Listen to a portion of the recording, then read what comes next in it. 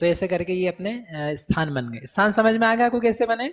अब यहाँ पर आधे भंगों की संख्या दी है, तो अपन भंगों की संख्या पढ़ लेते हैं, टेबल देखते हैं, फिर समझेंगे इसको। गाथा नंबर 379।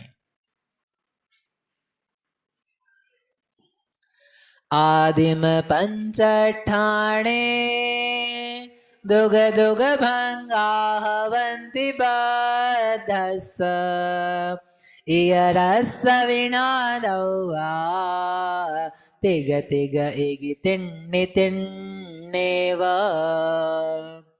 आदिम पंचठाणे, आदि के जो 5 स्थान हैं उनमें दुग दुग भंगा, दो दो भंग होते हैं। यानी जो पहली की पंक्ति है बद्धायुष्क की, उसमें कितने भंग हैं? दो दो दो दो, हर जगह कितने? दो दो हैं। और इयरस्वी, इयरस यानी अबद्धायुष्क के भी णादव्वा जानने चाहिए। कितने जानने चाहिए?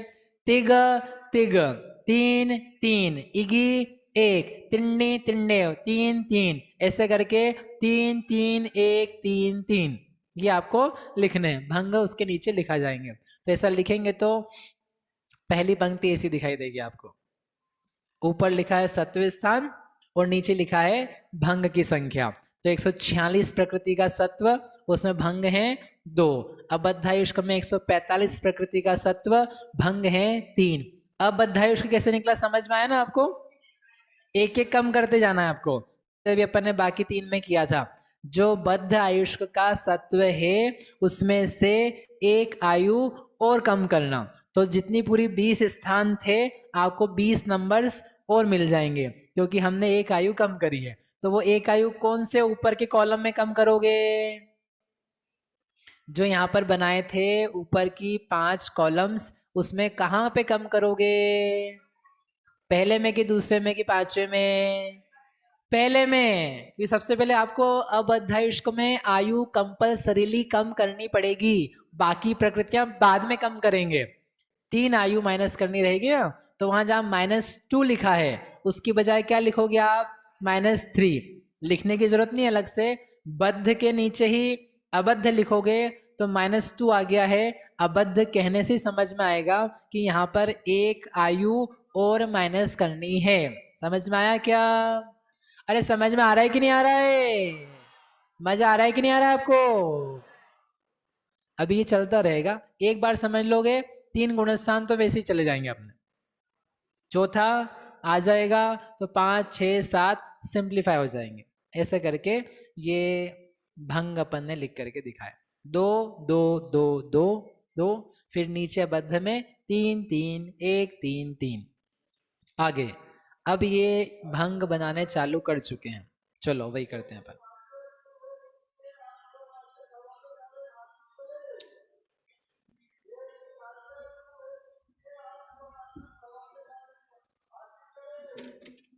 हाँ, अब आपको विचारना चालू करना। अब यहाँ से एक्सप्लेनेशन चालू हो रही है कि जो 146 प्रकृति का सत्व है वह बद्धायुष्क का गुणस्थान कौन सा है? चौथा। मिथ्यात्व गुणस्थान नहीं कि अपन नरक आयु अकेली सोचते थे अकेली, चौथे ही गुणस्थान है। तो 146 प्रकृति के अंतर्गत 2 प्रकृतियां माइनस करी है, तो 2 आयु सिंपल माइनस करी, एक जीव को 2 आयु माइनस होती है।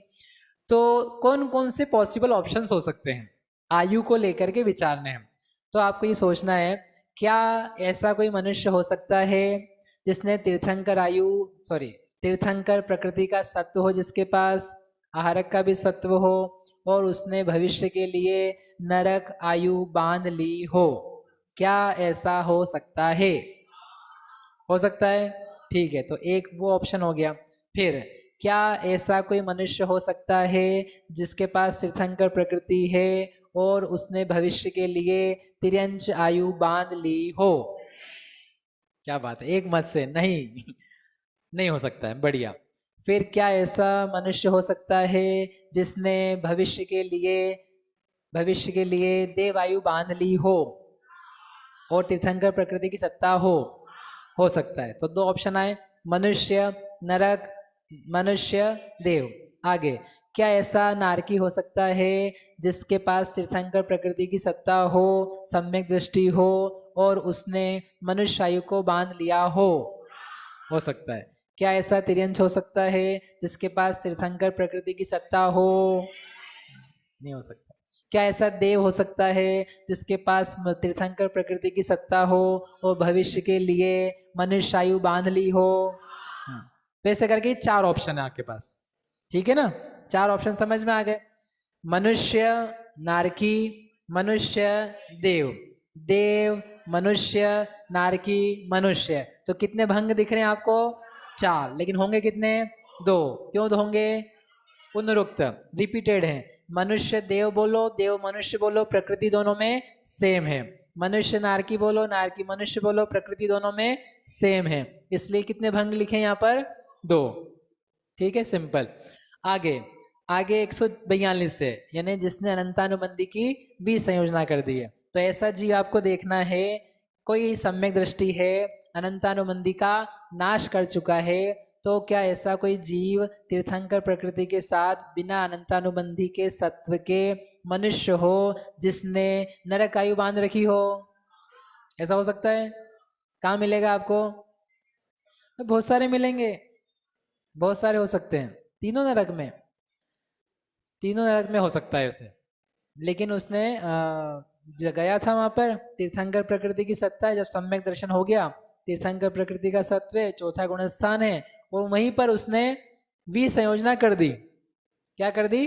विसंयोजना कर दी। भले अभी दर्शन मोहनी की क्षपणा नहीं करेगा, लेकिन विसंयोजना की तैयारी पहले से करके रख दी, तो वो काम हो जाएगा। तो नरक में भी हो सकता है, मनुष्य में भी हो सकता है, देव में भी हो सकता है। अगले भव की आयु बांध ली हो तब भी हो सकता है। ऐसा करके यहाँ पर भी वो जैसे 2 भंग यहाँ कहे थे, वैसे 2 भंग यहाँ पर भी आ जाएंगे। ठीक है, तो 142 के साथ में 2 भंग हैं। फिर तीसरा भंग जो है वो छपड़ा वाला है। अब जब भी तीसरा स्थान चालू होगा तो आपको ध्यान में रखना यहाँ छपड़ा क्या स्थान है। ये छपड़ा वाली स्थिति है। किसकी क्षपणा? किसकी क्षपणा? दर्शन मोहनी की। दर्शन मोहनी की क्षपणा के लिए क्रम है ये। इसका चित्र बनाया हूं,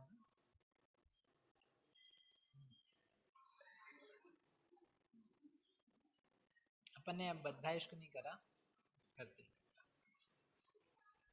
ये दर्शन मोहनी की क्षपणा का क्रम है। चौथे, पांचवें, छठे, सातवें, चारों गुण स्थानों में होता है अलग से। अभी चौथे की तरफ से बात करें तो चौथे का समझना। तो क्या होगा? कोई जीव है जिसने अनंतानुबंधी का नाश कर दिया है। बिना अनंतानुबंधी की भी संयोजना के छपना प्रारंभ नहीं होता। के 4 प्रकृतियां गई। अब उसके बाद में पुनः नए करण होते हैं। अध प्रवृत्त करण होगा, अंतर मुहूर्त काल में वो बीतेगा। फिर अपूर्व करण होगा, वह बीता। अभी भी तीनों प्रकृतियां दर्शन मोहनी की बनी हुई है। सम्यक तो चल रहा है उस जीव के उस समय। कौन सा सम्यक तो चल रहा है? कौन सा सम्यक तो चल रहा है? छायोपशमिक कह लो, वेदक कह लो, यहाँ पर अभी एक रूप में लेते हैं। तो उसके छायोपशमिक सम्यक तो चल रहा है। छायोपशमिक सम्यक तो चलते हुए 2 करण हो गए। अब यहाँ से यहाँ तक अनिवृत्तिकरण का समय है। तो अनिवृत्तिकरण के समय में जाते हुए बहुत सारा टाइम बीत जाएगा, तब जाकर के जो मिथ्यात्व है उसका नाश होगा। नाश होगा यानी मिथ्यात्व सारी की सारी जो सजातीय अन्य प्रकृति है, मिश्र और सम्यक्त्व, तो उसमें कन्वर्ट हो रही थी। अब वो सारी की सारी मिश्र को देख करके खत्म हो जाती है। अब उसका एक भी पार्टिकल बचा नहीं। तो ये मिथ्यात्व का क्षय हुआ, यानी मिथ्यात्व के सारे परमाणु जा चुके हैं, उदय में नहीं आए हैं, बदले गए हैं। फिर आगे और अंतर मुहूर्त जाएगा इसी अनिवृत्तिकरण के दौरान, तो मिश्र प्रकृति का क्षय होगा। तो क्षय होने के लिए क्या होगा? वो अपना सारा का सारा जो द्रव्य है, सत्व है, परमाणु है, उसकी विरासत है, वो किसको देके जाएगी? बची हुई अपनी भाई बंधु को, यानी सम्यक्त्व को। और यहाँ जाकर के मिश्र प्रकृति भी गई, तो एक यहाँ माइनस हुई, एक यहाँ माइनस हुई, सत्ता में प्रकृतियां। अब जो समय बचा है वो फिर भी किसका बचा है? अनिवृत्तिकरण का। तो जो सम्यक्त प्रकृति है बची हुई, उसको फिर सत्ता में से नाशा जाता है। तो वो उदय में ला करके बहुत सारे परमाणु खिरा खिरा करके उदय उदय उदय उदय, उसका स्थिति सत्व कम करना, कांडक घात करना, अनुभाग कम करना, वो सब प्रक्रिया यहाँ पर चलती है। चलते चलते अनिवृत्तिकरण काल पूरा हो जाता है। अनिवृत्तिकरण के पूरा हो जाने पर भी क्षयिक सम्यक्त्व नहीं होता है। क्यों नहीं होता है? क्योंकि अभी भी सम्यक्त प्रकृति चल रही है। यहाँ पर क्या दिया है? कृत कृत्य वेदक काल, अंतर मुहूर्त। यहाँ पर अभी जीव को कृतकृत्य वेदक कहा जाता है, यानी उसके सम्यक्त प्रकृति का उदय है, परंतु अब सम्यक्त प्रकृति के क्षय के लिए कुछ करना नहीं है, उसको लेकर के फ्री हो गया है। अब तो नियम से वह नष्ट होगा ही होगा, और अलग से कांडक घात वगैरह करना, वो कुछ काम भी नहीं करना है। इसलिए नाम क्या दिया? कृत कृत्य। कृत कृत्य यानी जिसने करने योग्य कार्य कर लिए हैं। तो यह वेदक दर्शन मोहिनी की अपेक्षा से कृतकृत्य है। किसी अपेक्षा से कृतकृत्य कह रहे हैं, सर्वथा कृतकृत्य जो है वो तो सिद्ध भगवान है, ठीक है ना, पूर्ण रूप से कृतकृत्य। तो ये कृतकृत्य वेदक है, तो ऐसा उसका वेदक काल चल रहा है, और ये भी अंतर मुहूर्त का समय है। और जब इसका भी समाप्त हो जाएगा समय, सम्यक प्रकृति का क्षय होगा, तो क्या बन जाएगा जीव? क्षयिक सम्यक दृष्टि। ठीक है, ये इसकी प्रक्रिया है। ये लब्धि सार में दूसरे अधिकार में अपन पढ़ेंगे भविष्य में। अब यहाँ जो भंग बनाने उसके लिए महत्वपूर्ण है कि ये जब करण चल रहे हैं यहाँ से लेके यहाँ तक पूरा समय, इस समय जीव का मरण नहीं हो सकता है। जब करण प्रारंभ हो चुका है दर्शन मोहिनी की क्षपणा का, तो उस समय के दौरान मृत्यु नहीं हो सकती है। तो यहाँ पर आप विग्रह गति वगैरह नहीं ला सकते हो, है ना, सत्ता में नहीं, उदय में। अब यहाँ आप आओगे तो क्षयिक सम्यक तो नहीं हुआ है, लेकिन प्रक्रिया पूरी हो गई है, तो इस कृतकृत्य वेदक काल के समय में मरण हो सकता है। ओके, और जब मरण होने के बाद अगली गति में भी पहुंच जाएगा तो पहुंच जान दो, वह रास्ते में ही या वहां पहुंचने पर क्या बनेगा? क्षयिक सम्यक दृष्टि बन जाएगा। इस प्रकार से उसके मरण में यदि आयु पहले से बांधी हुई है तो वह अगली गति में भी पहुंच जाता है। अब ये सब चीजें अपने को काम आएगी अभी भंग के समय में, क्योंकि जब मिथ्यात्व का क्षय हो रहा है तब मरण नहीं है, बद्धायुष्क भले हो सकता है। अब ये जब करण चल रहा है उस समय कौन सा जीव है? वह ये दर्शन मोहिनी की क्षपणा का समय चल रहा है। उस समय 4 गति में से वह कौन सी गति का जीव है? मनुष्य की 4 गति का है, मनुष्य है। क्यों मनुष्य है? क्योंकि मनुष्य ही दर्शन मोहिनी के क्षय को प्रारंभ कर सकता है। जब उसको क्षयिक सम्यक तो हुआ, उत्पन्न हुआ, तब वह कौन सी गति का जीव हो सकता है? 4 गति में क्षयिक सम्यक दृष्टि होते हैं वो दूसरी बात है, लेकिन जब क्षयिक सम्यक तो उत्पन्न हो रहा है, पहला समय आ रहा है, उस समय वह है 4 गतियों का हो सकता है। क्यों हो सकता है? क्योंकि यहाँ मरण करवा दिया ना, यहाँ मर गया, आयु के निषेक पूरे हो गए, आयु समाप्त हो गई। अब कहाँ जा सकता है? 4 गतियों में। तिर्यंश में चला जाए, मनुष्य में चला जाए, नरक में चला जाए, मनुष्य में चला जाए, देव में चला जाए, 4 गति में जा सकता है। तीर्थंकर प्रकृति की बात नहीं कर रहे अभी हम, मैं केवल सामान्य आपको दर्शन मोहिनी की क्षपणा का बता रहा हूँ कि इन समयों में मरण नहीं होता, मनुष्य ही प्रारंभ करता है। तो जब हम यहाँ से लेके यहाँ तक की चर्चा करेंगे तो उसमें आपके पास मनुष्य गति वाला ही भंग चाहिए है, उसको कंपल्सरीली मनुष्य आयु वर्तमान भुज्यमान होनी चाहिए। और जब वो कंप्लीट होगा, क्षयिक सम्यक दृष्टि हो, तो फिर हम 4 गति में देख सकते हैं। और जब यदि यहाँ बीच में मरण हो जाए कृतकृत्य वेदक में, तो वो 4 ही गति में जा सकता है। तो जब वह जाएगा, वो वहां पैदा हुआ, तो उसके उन समयों में क्षयिक सम्यक्त्व उत्पन्न होगा। समझ में आया? ये पहले नहीं, जब ये वेदक सम्यक्त्व का काल समाप्त हो जाएगा उसके पहले समय से क्षयिक सम्यक्त्व है। कब तक? साधी अनंत काल। अब हमेशा क्या रहेगा? सम्यक्त्व ही रहेगा, क्षयिक सम्यक्त्व ही रहेगा। ये पूर्वबद्धायुष्क का ही मरण होगा या मरण करने पर आयु बंध भी कर नहीं नहीं, ये पूर्वबद्धायुष्क का ही मरण होता है। इन समयों में कोई आयु नहीं बंधती है, ये आयु बंध के परिणाम नहीं है, इनमें आयु बंध भी नहीं सकती है। उसी के बीच में जब वो काल समाप्त हो गया, वेदक का जो काल है, वहीं आयु बंध हो? नहीं होता है, कृत वेदक में भी नहीं होगा। बंध कहाँ होगा? बद्धायुष को ही लेके आना रहेगा आपको। समझ में आ गया आपको? ठीक है, क्योंकि अभी काम आएगा सभी। अब अपन ने क्या किया था, एक एक करके किया, वो बद्धायुष के कर लिए, अबद्ध के नहीं करे। भैया ये जो सम्यक्त प्रकृति का क्षय करके क्षयिक सम्यक दृष्टि हुआ, तो अगले भव में ये अपर्याप्त अवस्था में भी हो सकता है या पर्याप्त में ही होगा? अपर्याप्त में भी हो सकता है, इट डिपेंड्स कि वो कौन से समय में मरा यहाँ से। हाँ हाँ। तो यदि वो अंतर्मुहूर्त ऐसा हो रहा है कि वहाँ अपर्याप्त में पूरा हो रहा है, तो अपर्याप्त अवस्था में क्षयिक सम्यक दर्शन उत्पन्न हो जाएगा। हाँ, और कोई सम्यक दर्शन उत्पन्न नहीं हो सकता पर्याप्त अवस्था में। तो वो सम्यक दृष्टि तो पहले से ही है ना। हाँ, पहले से कन्वर्ट हो रहा है वो, उसने वैसे भी कृत्य है। कृत्य हाँ। नाम इसलिए दिया है कि आप कुछ भी कर लो, वो वहां पर समय बीतने पर जो उसका अंतर्मुहूर्त काल है उसको क्षयिक सम्यक तो होना ही है।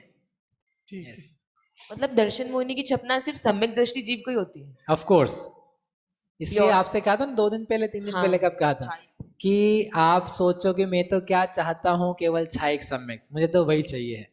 तो सीधे नहीं मिलेगा, औपशमिक करना कंपलसरी है। औपशमिक के बाद छायोपशमिक करना दिख रहा है ना आपको, कंपलसरी है। और उसके बाद में क्षयिक में परिवर्तन होगा, उसके अलावा कोई विधि नहीं है, कोई दूसरा रास्ता नहीं है। निर्ग्रंथ हुए बिना मुक्ति प्राप्त नहीं हो सकती है, परिग्रह का त्याग कंपलसरी है। समझ में आया? सम्यक कृतकृत्य वेदक के समय पूरा होने के बाद अगले भाव में कुछ समय नियम से कृतकृत्य वेदक का रहेगा, या पहले समय से ही क्षयिक सम्यक हो जाए? पहले समय से भी हो सकता है, इट अच्छा, वो डिपेंड्स ऑन मरण। वो जो पूरी चीज है ना, उसमें बस इतना है कि आप मर कब रहे हो। आप मतलब नॉट आप, हाँ, तो बोले क्या करा, हमको क्यों मार रहे हो।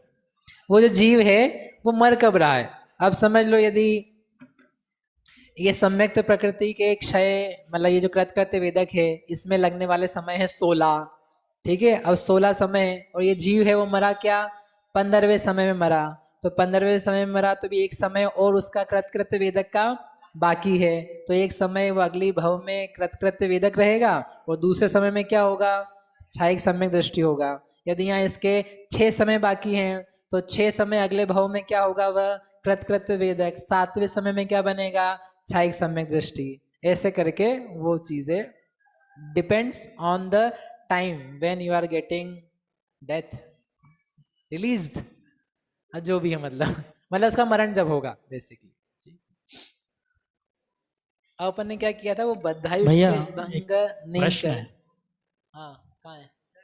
हाँ ये क्षयिक सम्यक दर्शन तो केवली शुद्ध केवली के पाद मूल में होता है, हाँ ठीक है।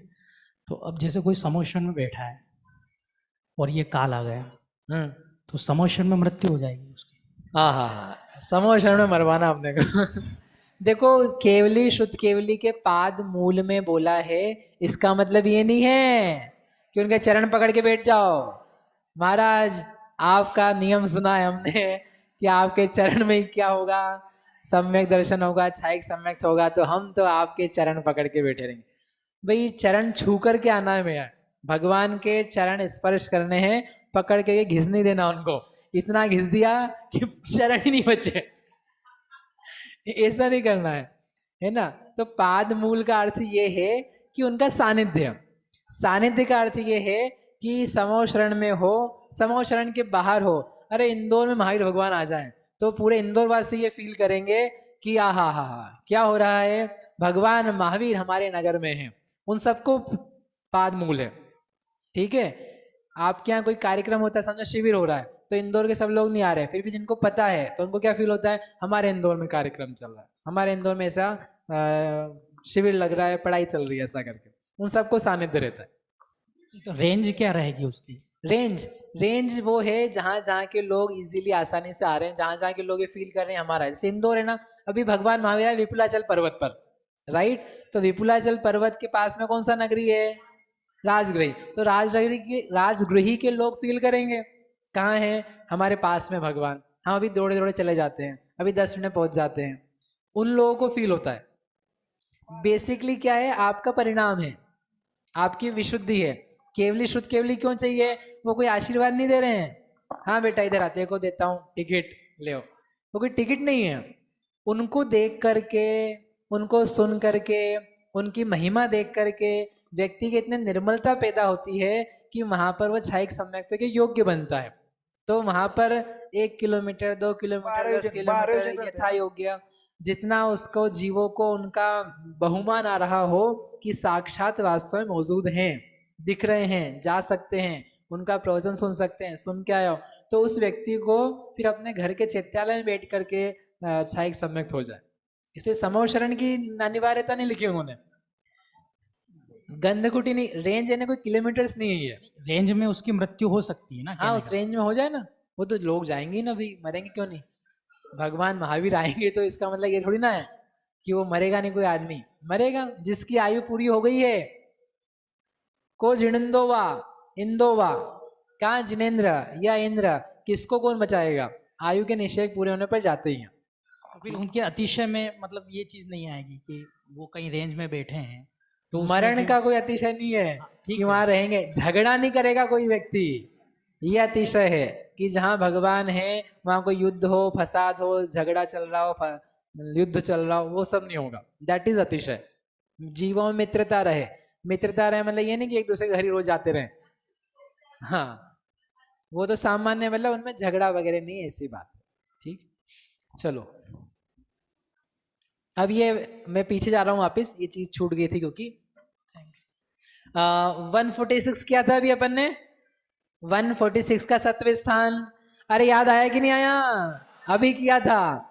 146 का 7वें स्थान यानी 2 आयु माइनस करी थी। तीर्थंकर प्रकृति की सत्ता है, आहारक 4 की सत्ता है।